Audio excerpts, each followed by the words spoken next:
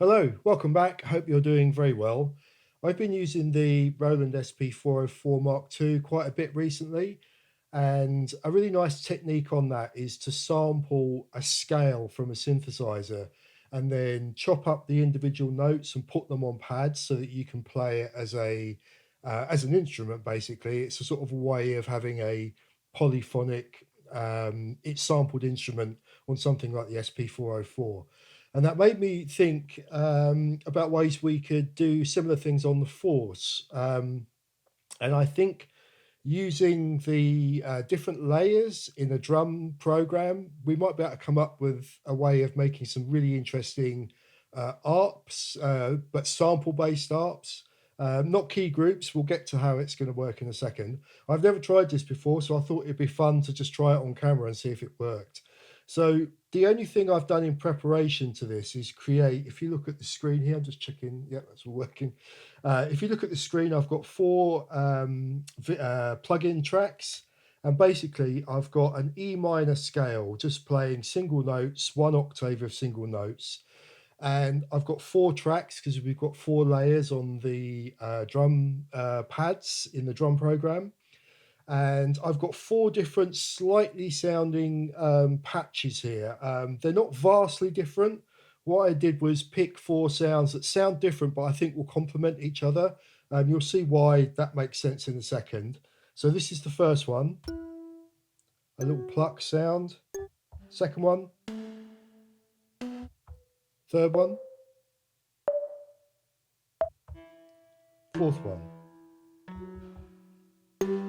So what I'm going to do now is I'm going to sample all four of those scale runs, and then we're going to chop them up and put them on different layers of pads on the drum program. So I'll do that now. I'll probably fast forward this bit because sampling is not particularly interesting.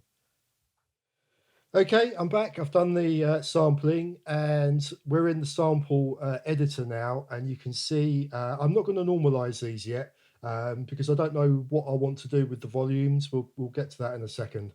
But as you can see, I've chopped these up now. So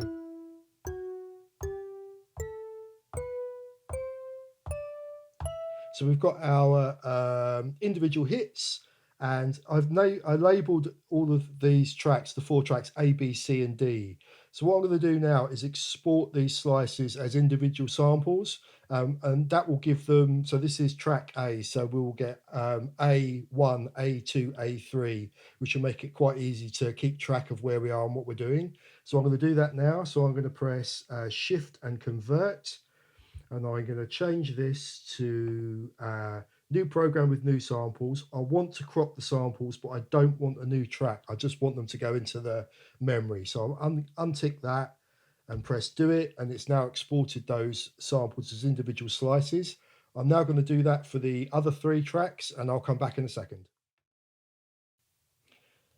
Okay, that's all done. So I've got my four sets of samples that are all the same scale but different sounds.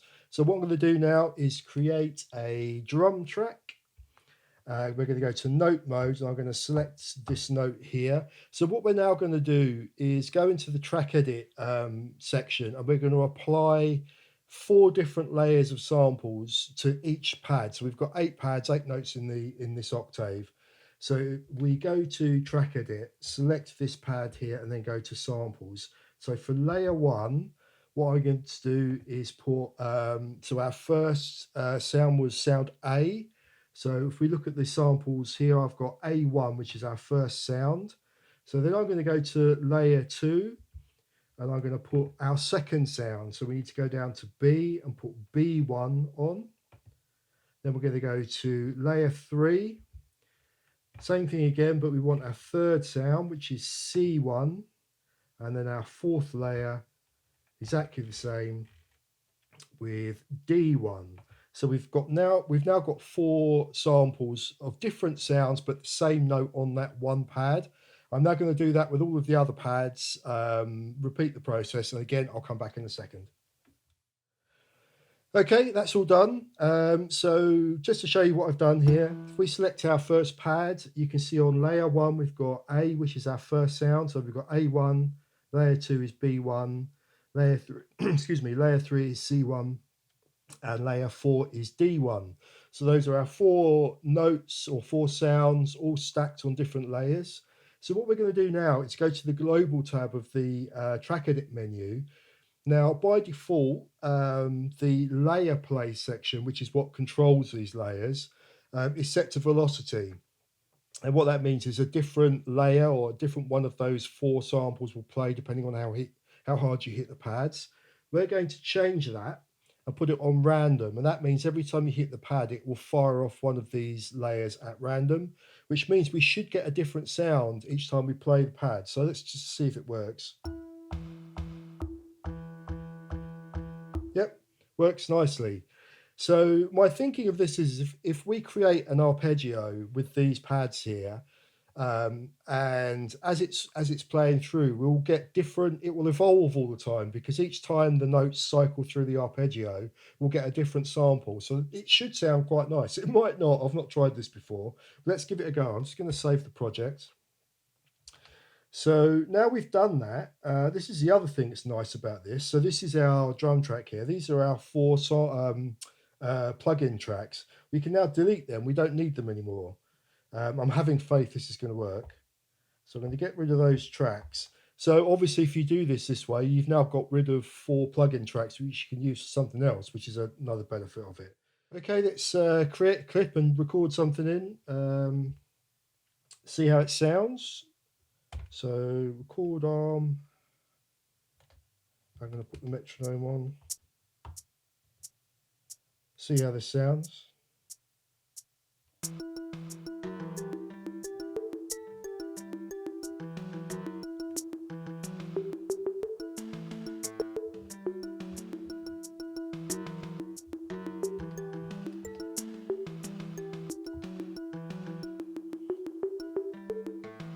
So the thing I don't like about this is that that sample that has the noise on it, the shh sort of sound, I don't think fits with the others, so I've made a mistake there. I like the way the samples are changing though. So I think what I'm going to do now is add some modulation to it. So we'll stick some, use an LFO to move the pan around a little bit, see what that sounds like. And also add a delay to this and use an LFO to change perhaps the feedback and see if we can get it sounding sort of quite enveloping and sort of spacey and weird. So let's try that. So let's go to the track edit and the LFO. And what we want to do is get the sounds moving around a little bit, see if we can achieve that. So we're going to go to pan. If you've got headphones on, you should be able to hear it's moving around a little bit now. Sounds a bit nicer, a bit more interesting. So let's now add a delay to this. So if we go to the mixer, effects, so stick a delay in. Where are we? Delay. And we just want a fairly, that obviously sounds rubbish. So we want something like a 16th perhaps, or an 8th.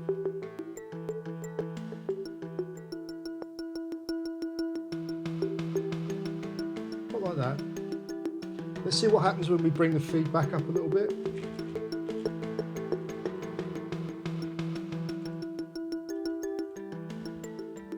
What else have we got? Dotted 16ths.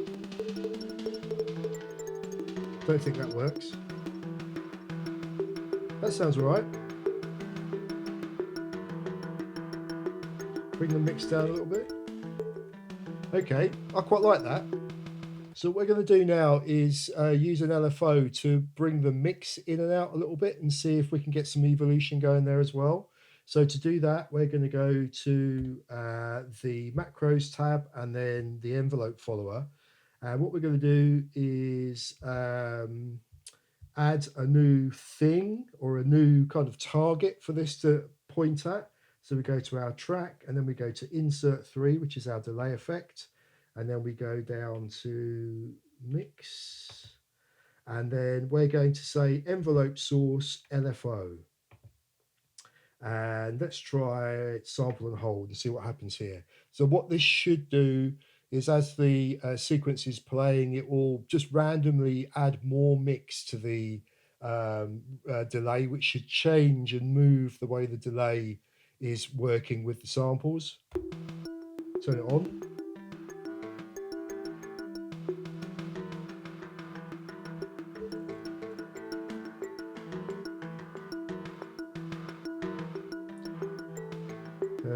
Let's bring the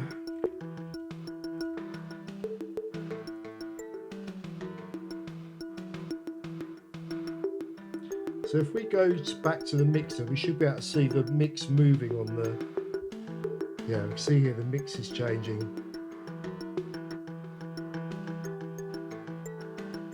So in principle, this works. I don't think this particular example of it sounds very good because I haven't chosen the sounds particularly well. That sample with the noise on it sticks out like a sore thumb, whereas the other three samples, the other three sounds, I think work quite nicely together. So what I'm going to do is I'm just going to jump off camera for a second and see if I can make this sound a little bit better by changing the balance of those four sounds to get that sounding a bit better. And I'll come back and see if I can get it to sound good.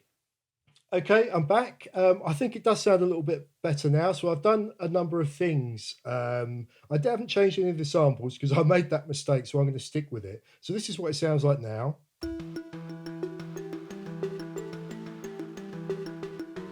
I think it sounds better. Still not quite right.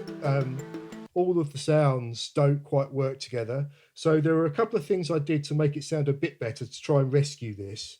The first thing is, if we go to the samples now, you can see that I've changed it from random, the sample play, from random to cycle.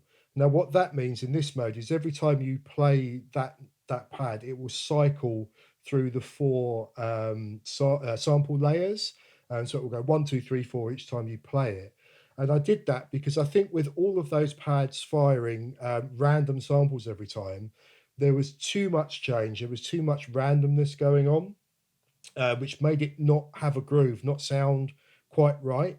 Whereas now we've got a little bit of a groove because it's playing big. So even though we've only got 2 bars playing, wherever it is, 4 bars, is it 4 bars? 4 bars, it sounds longer because there's actually sort of almost like 16 or 32 bars because it's cycling through this long sort of changing sound thing. So we've got a little bit of a groove which sounds better. I added some reverb to it, and I also added some diode clip to it as well. So if you can think of it this way, those 4 samples are all hitting the diode clip, or the 4 sounds are hitting the diode clip, and it makes it respond slightly differently, but it also glues it together a little bit. And it gives it kind of a guitar-y sort of sound.